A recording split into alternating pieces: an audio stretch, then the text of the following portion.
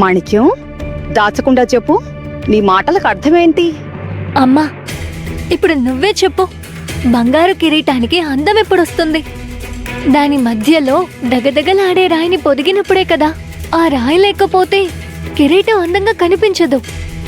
కానీ అదే ఒక రత్నాన్ని పొదిగితే కిరీటం ఎంత అందంగా కనిపిస్తుంది. అయితే నీకు రత్నాలు కొనివ్వమంటావా? ఇంత తొందర అయితే ఎలా? మీరు కాస్త ఆగండి.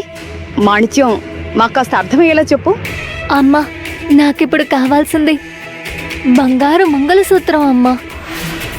అది లేకపోతే ఎన్ని ఆభరణాలున్నా వృధానే. నాన్న, నాకు మంగళసూత్రం కావాలి.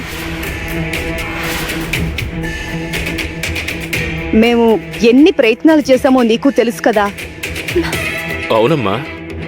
చూడు మాణిక్యం, నేను నా పదవిని, హోదాని, స్వాభిమానాన్ని పక్కన పెట్టి వాళ్ళింటికి వెళ్ళి ఆ మనోరమాబాయిని ప్రాధేయపడ్డం అది నీకు కూడా తెలుసు కదమ్మా. కానీ ఏమైంది? ఫలితం శూన్యం. ఆ సఖు ఉందే, తుమ్మ జిగురులాగా ఆ ఇంట్లో అతుక్కుపోయింది, కదలట్లేదు. అంబిక, ఇప్పుడు మనోరమాబాయ్ సక్కుతో సఖ్యతగా ఉంటుంది కదా? అదేం కాదండి, ఆవిడ దురాశాపరురాలు. బంగారం అంటే మహాప్రేమ, అస్సలు వదులుకోదు. నేను కేవలం దిగంబర్రావు మంచి లక్షణాలను చూసి అంగీకరించాను. అవును, కానీ అతను మన వైపు మొగ్గు చూపుతున్నాడో లేదో తెలియడం లేదు. మనం చెయ్యగలిగిన అన్ని ప్రయత్నాలు చేశాం. మనకింకేదైనా దారి మిగులుందా? లేదు కదా. కుంటి సాకులు చెప్పకండి నాన్న. మీరు నాకు వాగ్దానం చేశారు. నేను ఈ భూమి మీద బ్రతికుండాలనుకుంటే దిగంబరరావుతో నా పెళ్లి జరిపించండి, లేదా ఇదే నా ఆఖరి పుట్టినరోజు అవుతుంది, గుర్తుంచుకోండి. మాణిక్యం, మాణిక్యం, ఏమండి, కరణ ఆపండి.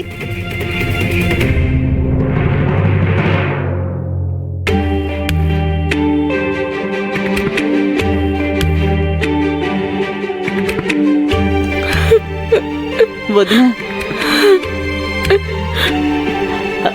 వదినా నిన్నే. ఇలా చూడండి వదినా, మీరు దిగులు పడకండి, ధైర్యంగా ఉండండి. మా దిగు అన్నయ్య ఖచ్చితంగా ఆ సుబేదారు కూతురు మాణిక్యాన్ని పెళ్లి చేసుకోడు. నేను చెప్తున్నాను కదా వదినా, ఆ దిగు అన్నయ్య అలా జరగనివ్వడు. మీరు బాధపడకండి వదినా. వదినా, మనందరం కలిసి వెళ్ళి ఆ మాణిక్యం మొహాన్ని పచ్చడి పచ్చడి చేసేద్దాం.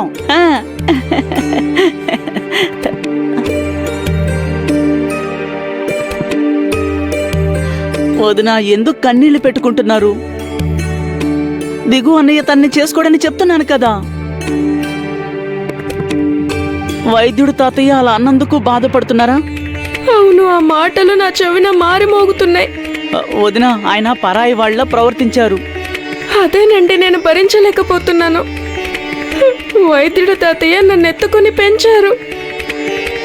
నన్నెంతో గారాబం చేసేవారు. నేనంటే ఆయనకి చాలా ఇష్టం. నాకు ఏ చిన్న సమస్య వచ్చినా ఆయన అండగా నిలబడేవారు. కానీ ఈరోజు ఆయన చాలా విచిత్రంగా ప్రవర్తించారు. మీరు చెప్తే నమ్మరండి, రోగులు ఎవరైనా ఆయన దగ్గరికి వైద్యం కోసం వస్తే వాళ్ళకి వచ్చిన వ్యాధి ఏంటి, ఎంత తీవ్రంగా ఉంది, ఇదంతా వాళ్ళ కళ్ళను చూసే చెప్పేవారు. ఆయన స్ఫురద్రూపి, వ్యాధి లక్షణాలని ఇట్టే కనిపెట్టేవారు. ఆయన అంత తెలివైనవారు. ఈ రోజు ఆయనకి ఏమైంది, నా వైపు కన్నెత్తి చూడలేదు. నాకు తెలుసు వదినా, ఇదివరకు ఒకసారి వచ్చారు కదా, కానీ ఈరోజు ఆయన మునుపటిలా లేరు. ఎందుకో తెలీదు, వింతగా ప్రవర్తించారు. అవునండి, ఆయన చాలా ఆందోళనగా ఉన్నారు, మామూలుగా లేరు. ఆయన మొహం ప్రసన్నంగా లేదు, చూపులు అదోలా ఉన్నాయి. ఆయన కళ్ళల్లో ఏదో విరక్తి కనిపించింది. ఇంతకు ముందెప్పుడు నేను ఆయన్ని ఈ విధంగా చూడలేదు. ఆయన శూన్యంలోకి చూస్తున్నారా? కళ్ళల్లో జీవం లేదు కదా, గంగిపిన్నిలాగే.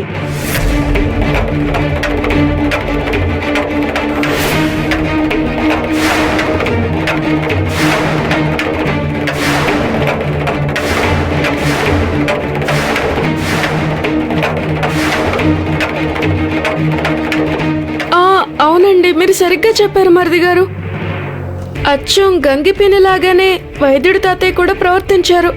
వాళ్ళిద్దరి కళ్ళు గాజు గోళాల్లా అనిపించాయి. వీళ్ళిద్దరూ ప్రాణం ఉన్నా లేనట్టే ఉన్నారు. ఖచ్చితంగా వీళ్ళిద్దరికీ ఏదో అయింది.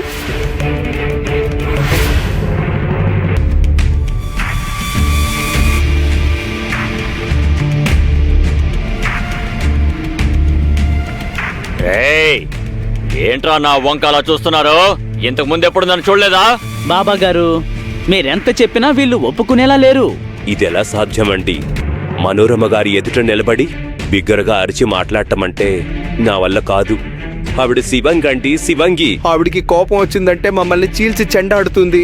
ఊరే రాము, వాళ్ళని అనే అర్హత మనకి లేదురా. మనం వాళ్ళ దగ్గర అప్పు తీసుకున్నాం. ఈ విషయం చెప్పినా మీరు ఈ పని చేయమంటున్నారు. ఇది అసాధ్యమండి. నేను ఎన్నిసార్లు చెప్పాలి? మీకు ఏ భయమూ లేదు. మీకు అండగా నేనున్నాను కదా. మనకి ఏ కష్టం వచ్చినా జింగ్రోబా చూసుకుంటాడు. జై జింగ్రోబా! జై జింగ్రోబా! నేను జింగ్రోబా గారికి విన్నవించుకుంటాను. మీరు మనోరమ వాళ్ళ ఇంటికి వెళ్లే సమయానికి ఆవిడ నోరెత్తకుండా ఉండేలా చేయమని చెప్తాను. సరేనా? అరే బాబా గారు హామీ ఇచ్చారు కదా. మనోరమ గారు మిమ్మల్ని పల్లెత్తి మాట అనరు. ధైర్యంగా వెళ్ళండి, వెళ్ళండి. బాబా గారు చూసుకుంటారు. మీరు బిగ్గరగా అరిచి కేకలు పెట్టండి. వాళ్ళిద్దరినీ గద్దించండి. దిగంబర్రావుని ఇంకా మనోరమని తడుముకోకూడదు. తడుముకోకుండా మాట్లాడాలి. మీరు సహజంగా మాట్లాడుతున్నారన్న నమ్మకం వాళ్ళకి కలిగేలా చేయాలి. వెళ్ళండి. పద.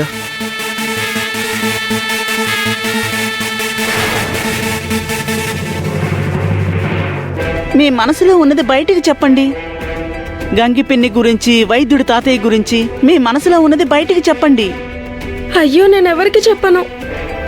అయినా నేను చెప్తే ఈ ఇంట్లో ఎవరు వింటారు మరిది గారు? దిగు అన్నయ్య చాలా మంచివాడు వదినా. మీరు చెప్తే ఆయన వింటారు. నాకు నమ్మకం ఉంది. మీకొచ్చిన అనుమానం ఆయనకి చెప్పండి. అలాగే, అయితే నేను ఆయనకి చెప్తాను. సరే, ఇప్పుడే చెప్పండి. అన్నయ్య గల్లాపెట్టి దగ్గరున్నాడు. పెరట్లో నుంచి వెళ్ళండి.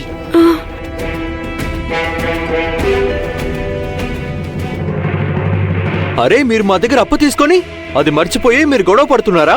మీరు న్యాయబద్ధంగా వ్యవహరించట్లేదు, అందుకే వచ్చాం. మీరు అందరినీ సమానంగా చూస్తే ఇలాంటి పరిస్థితి వచ్చేది కాదు. నా వల్ల మీకేం కష్టం వచ్చింది? సోము, మన మంచితనాన్ని దిగుగారు అలుసుగా తీసుకుంటున్నారు. అయినా వీళ్ళకి మనలాంటి వాళ్ళు ఎందుకు నచ్చుతారు? దొంగలు నచ్చుతారు. ఈయన మామగారు చాలా గొప్పోడు.